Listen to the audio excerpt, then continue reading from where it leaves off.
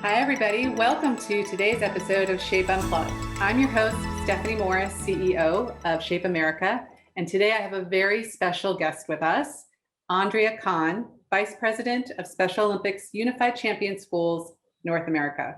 Andrea, thank you so much for being our guest today and spending a little time with us to talk about Special Olympics and unified programs. Thanks so much, Stephanie. I'm really thrilled to be here. I'm thrilled to see you in your Unified Generation t-shirt.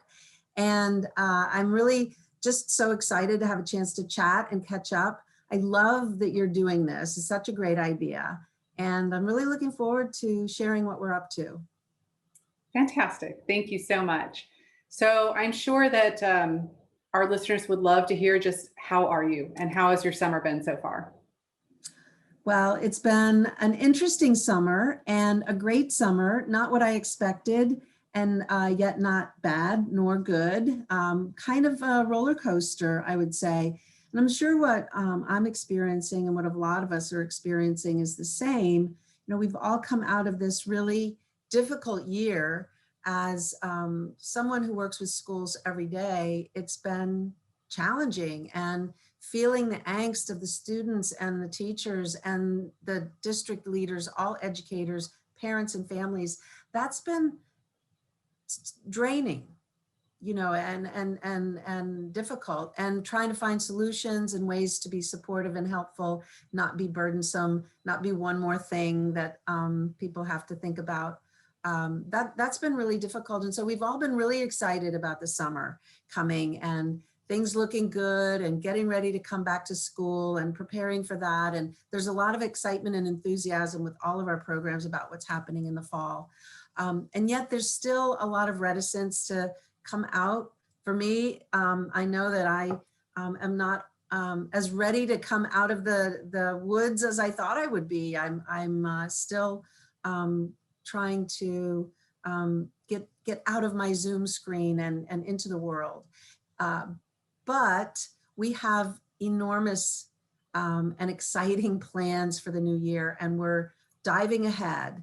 We have, our organization has not been traveling, a no travel policy. So I haven't had a chance to get out anywhere yet, but that is changing.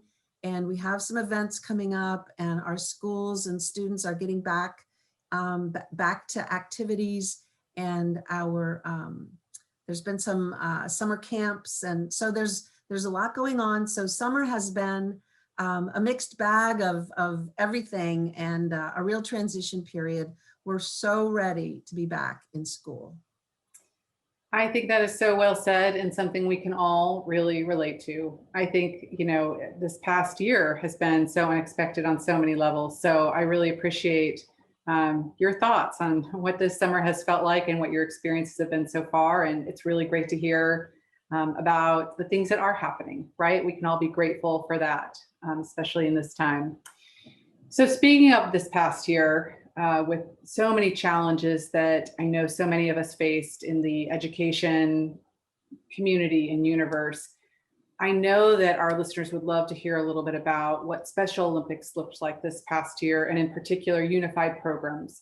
And what were your biggest challenges? And are there any highlights that occur to you when you look back on this past year? You know, it's really interesting. We have used the term lemonade and silver lining so many times to describe this past year, because there were so many ways in which we were able to capitalize on the situation, things that we had brewing that we were able to utilize that we didn't know were going to be so important. So when things, when schools started to close down, we had just started to launch some virtual fitness programs where our unified fitness was in video form, some cool experiences that you could have with some of our partners, and get online and do exercises and do fitness activities with our unified pairs, Special Olympics athletes.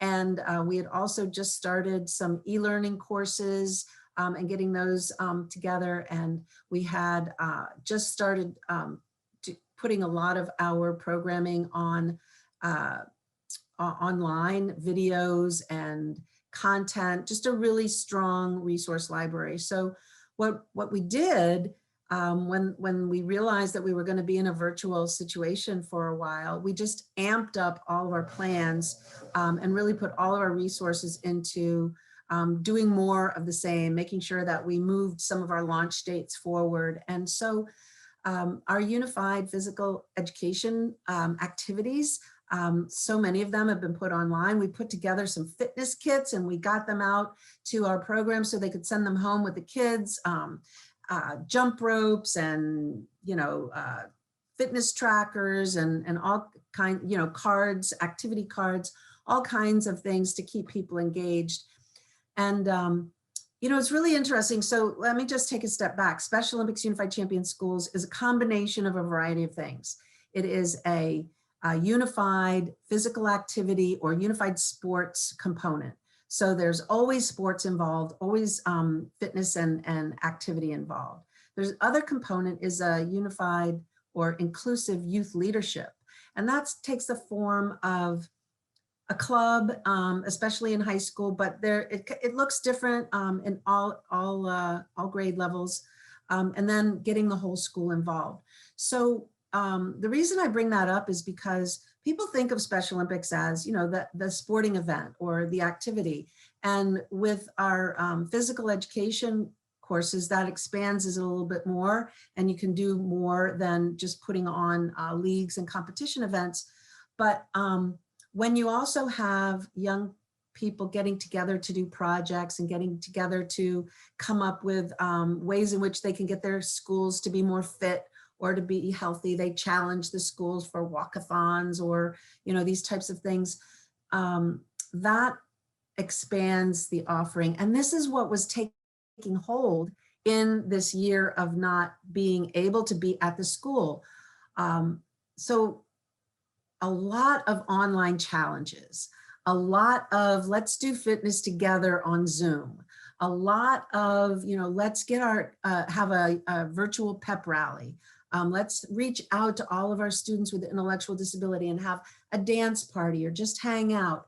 We know that isolation was one of the biggest issues for all students. And we also know that students with disabilities, isolation is a problem anyway, all the time. It's the biggest thing we have to fight against. And it's why the social inclusion mindset is so important, making sure that we're providing opportunities for kids to feel part of the school, to build relationships and make friends.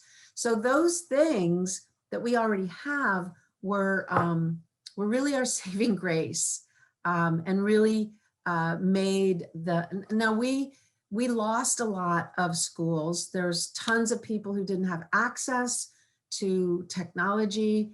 There's tons of schools whose teachers were just unable to, do all of the connecting that you want to have happen. We lost touch with a lot of people. I don't want it to sound like it was all lemonade. And we're building that back now. We're, really trying to find everybody that we lost track of and ensure that we're reconnecting with teachers that were just unable to stay connected with us. But what I would say is that having a whole school approach, having a multi-tiered approach, multi-dimensional, multiple activities, that was our saving grace. And we were able to find something for everyone to make it work. The other thing that was a really great opportunity was we did a lot more professional development with our teachers than, and we've always wanted to have that part of our programming ramped up. And sometimes it's the thing at the bottom of the list. So our program staff, the Special Olympics program staff in all of our states, really put a lot more emphasis into that as a way to stay connected to teachers, even though there wasn't a basketball season or a football season. So that was really helpful. And the other thing that's the lemonade for me is all of these things that we introduced were not just one-year fixes or short-term fixes. We are going to be able to keep all of these things going. We realized how important it is to have a virtual and in-person set of activities and kind of framework and mindset so that people have choices. I think this is going to help us grow a lot more quickly than we thought we could. I know I'm going on, Stephanie, but there's so many things that we learned this past year. We learned that if you have a variety of opportunities for people, you expand even more the people who want to be involved. We also learned that we don't have to control everything and be there in person, that things can happen with a virtual relationship. We also know that we need that in person, but I think some of our folks realized how much can happen from the relative distance of a computer screen. So yeah, I mean, another thing that we did a lot of was student generated content. We have a lot of youth leaders that couldn't get together. They were very disappointed. We sent them a bunch of equipment, the ring lights and the cameras, and they all basically became influencers. Love it. A lot of videos, and we curated their stories and their chats. We had unified chats, unified talks, panel discussions, and just fun things that we put out on social media. So our youth voice really stayed at the forefront. We invented something new that we didn't know now we have, and that is unified classroom. And of lessons and activities that surround a theme. Every month we have a theme that supports social emotional development, things like teamwork and acceptance and unity, and really, really healthy, great activities and lessons for students to do virtually that can also now be used in the classroom, in the in-person classroom. All grade levels, all with learning objectives that align with standards. So that has been a really, I mean, our library has just exploded of resources for teachers and students. And we're just going to continue down that path. That is fantastic. Sorry. I love all of that. No, there's so much excitement in your voice, and there's so many amazing things to talk about from this past year. And that's just tremendous. What a wonderful thing.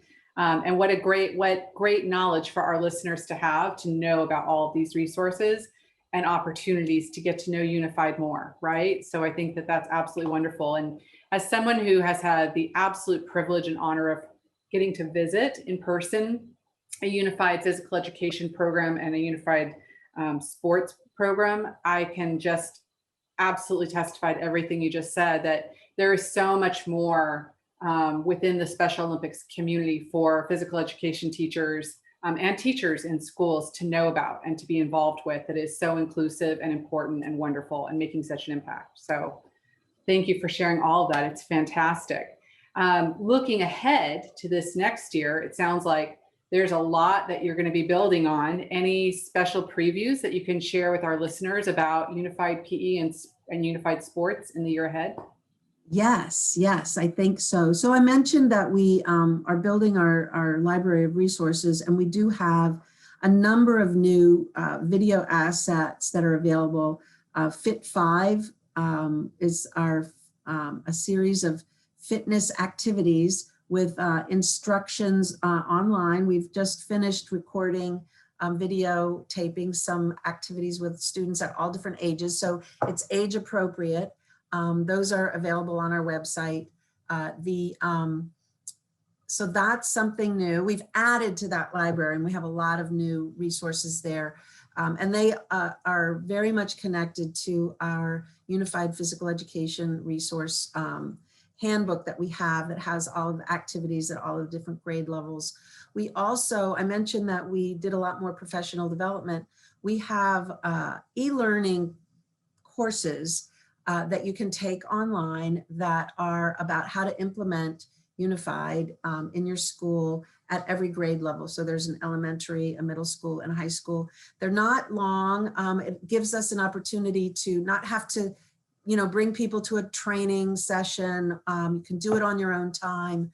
Most of these are about 45 minutes long, and you can learn how to implement, who to contact to get more resources. We introduce all of our online resources through these courses, and we're hoping that teachers will take advantage of that as a way to introduce them to Unified Champion Schools. Our Unified Physical Education resources, we're just continuing to add to them so that there'll always be new activities and new resources. And I guess I'm going to give you a year ahead preview. We've been working on a resource for what we call motor activities training. That's for the more multiply involved students who may not be able to participate in actual sports, but there's some motor activities and challenges that those students can take. So we have a full curriculum around that from K through 12. So that it will be coming out a year from now. So a little ahead of the game preview. Super exciting. I think that's Yeah. fantastic. And I think a lot of listeners are going to be really excited about that resource a year from now.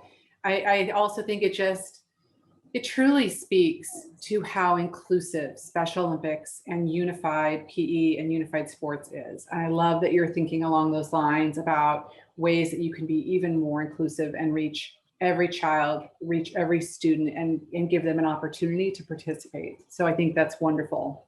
Really exciting.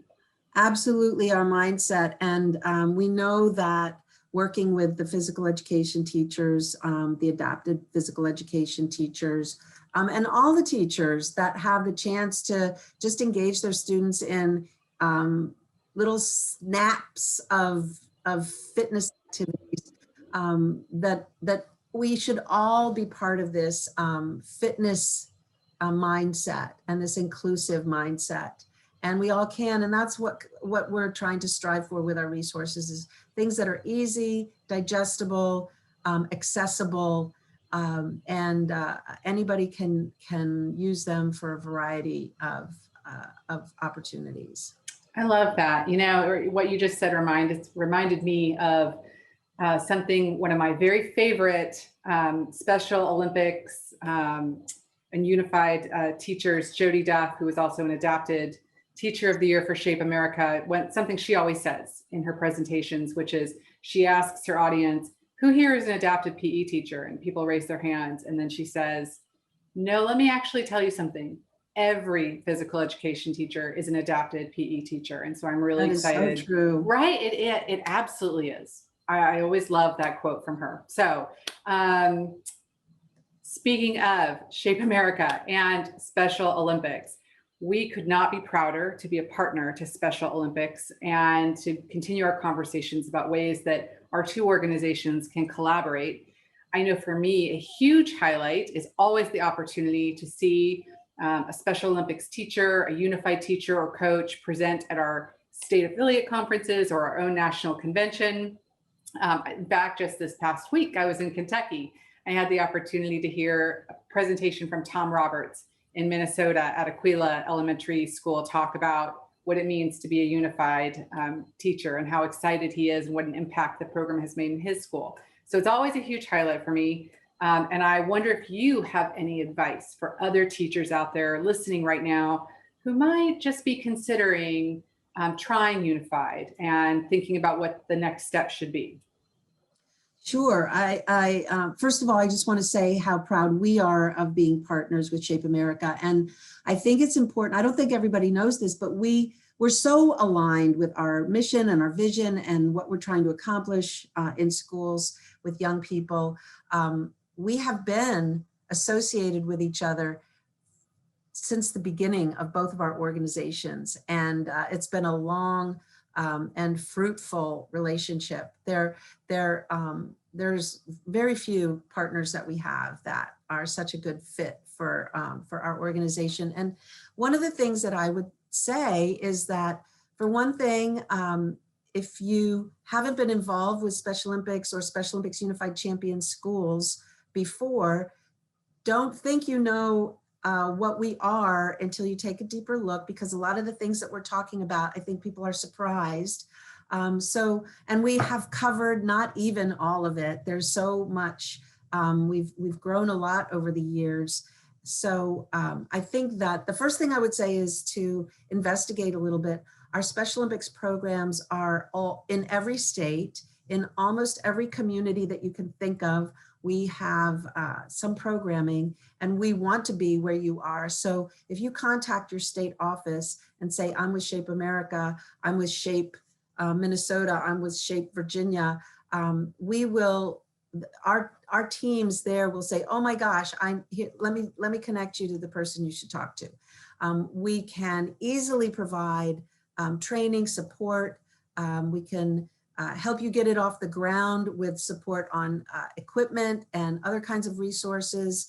We can modify within our framework to fit your school's needs and your class's needs. We are not a rigid program where we're, you know, in a box. We're very much a fluid and flexible program. So I just want to encourage anyone to reach out. We have a lot to offer. And if we don't have it today, tell us what you need and we'll have it tomorrow. That's the way we're trying to approach things, because we know that there are no better people to partner with in a school than the physical education staff. So my advice is, or my plea is, just call us and we'll make love it.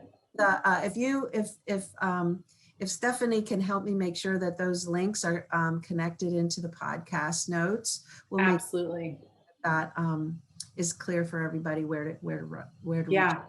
absolutely, Andrea. We will definitely do that. And I will also just put a plug in for anybody listening. The next time you attend your state affiliate conference, or hopefully you'll be able to attend the National Convention in New Orleans with us in April, seek out a presentation by a unified teacher and ask questions there as well, because it truly is amazing to hear these testimonies from teachers who have been part of the unified program as to the impact it's had on their students and the impact it's had throughout their school.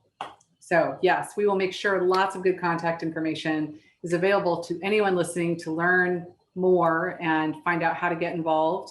Andrea, thank you so much again for being our very special guest today on Shape Unplugged. Do you have any final words of advice for our listeners today, or any words at all about Special Olympics and Unified? I guess I should just sign off by saying that we're just thrilled to be part of your world and your family. And also, I think one last thing I would say is that